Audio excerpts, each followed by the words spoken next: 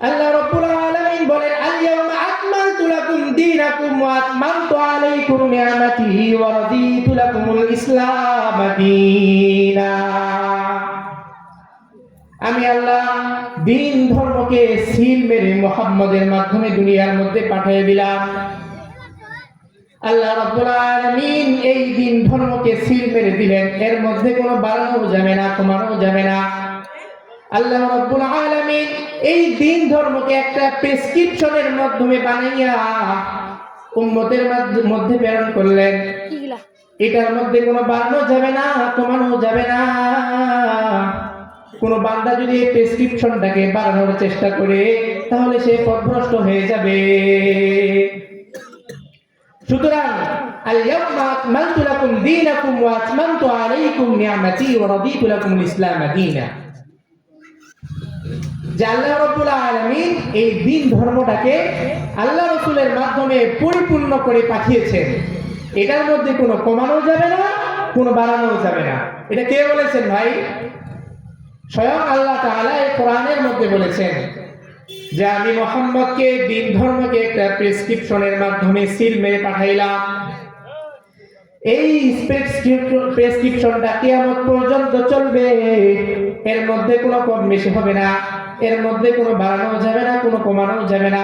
এই প্রেসক্রিপশন থেকে যে ওষুধ গ্রহণ করবে সে জান্নাতে চলে যাবে, এবং এই প্রেসক্রিপশন দিয়ে যারা এটা অমান্য করবে, এটা কম বেশি করবে, তারা পথভ্রষ্ট হয়ে যাবে, তারা কখনো জান্নাতে যাইতে পারবে না।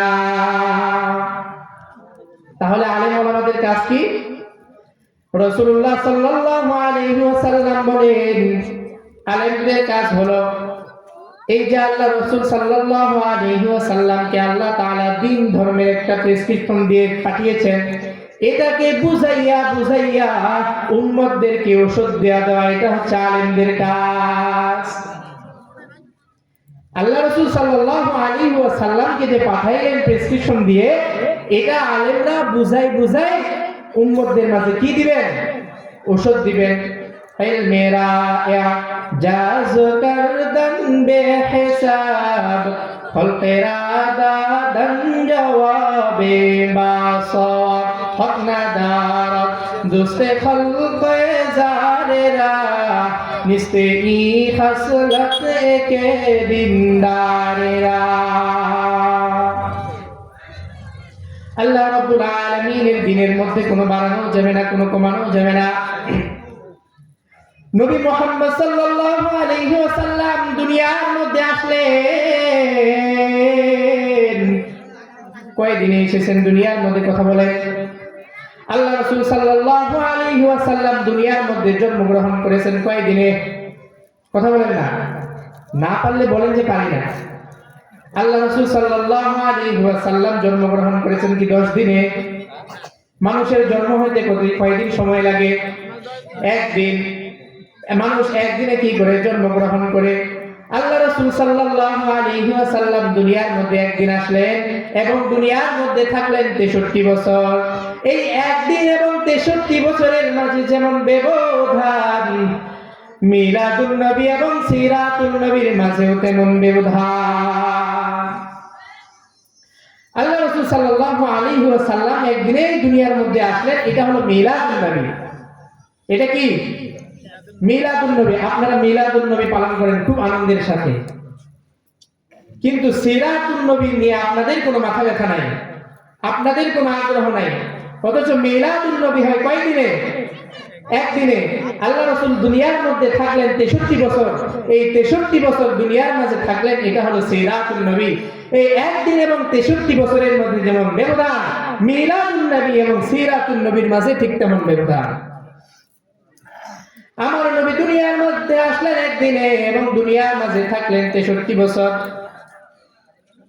এই একদিন এবং 63 বছরের মাঝে ব্যবধান হলো সেই রকম। এই 63 বছর হলো সিরাতুন নবী। সিরাতুন নবী মানে হলো কোরআন শিক্ষা করা, সিরাতুন নবী মানে হলো যাকাত আদায় করা, সিরাতুন নবী মানে হলো নামাজ আদায় করা, সিরাতুন নবী মানে রোজা রাখা, সিরাতুন নবী মানে হজ করা, সিরাতুন নবী মানে পর্দা করা। এই যে সমস্ত বিষয়গুলো বললাম, এগুলো কি নফল না ফরজ? এগুলা হলো ফরজ, এবং এই সিরাতুন নবী হলো ফরজ, এবং আমার নবীর জন্য মিলাদুন নবী হলো নফল। ফরজ আর নফলের মধ্যে যেমন ব্যবধান, নবীর মিলাদুন নবী এবং সিরাতুন নবীর মধ্যে তেমন ব্যবধান।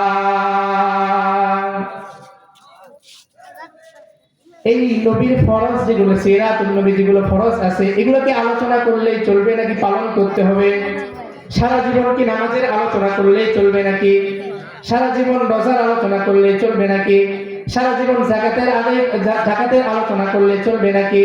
সারা জীবন হজের আলোচনা করলে চলবে নাকি? এই সবগুলোকে আলোচনা করলে চলবে না, এগুলো আদায় করতে হবে। কিন্তু মিলাদুন নবী এটা আলোচনা করলেই যথেষ্ট, আমল করার কোনো প্রয়োজন নাই। সুতরাং বোঝা গেল নফল এবং ফরজের মধ্যে যেমন পার্থক্য, মিলাদুন নবী এবং সিরাতুন নবীর মধ্যে ঠিক তেমন পার্থক্য।